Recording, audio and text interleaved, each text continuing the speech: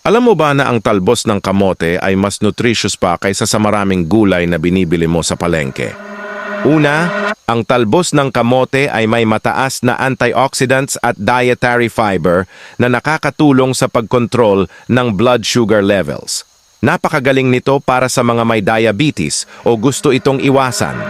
Pangalawa, puno ito ng vitamin A na nagpapanatili ng malinaw na paningin at dahil mataas din ang iron content nito, napakabuti nito para sa mga may anemia o kulang sa dugo. Pangatlo, ang talbos ng kamote ay puno ng vitamin C at anti-inflammatory properties.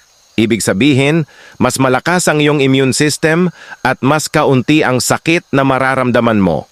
Bonus fact, ayon sa mga pag-aaral, ang talbos ng kamote ay mas mayaman pa sa nutrients kaysa sa spinach at ang presyo, napakamura sa palengke.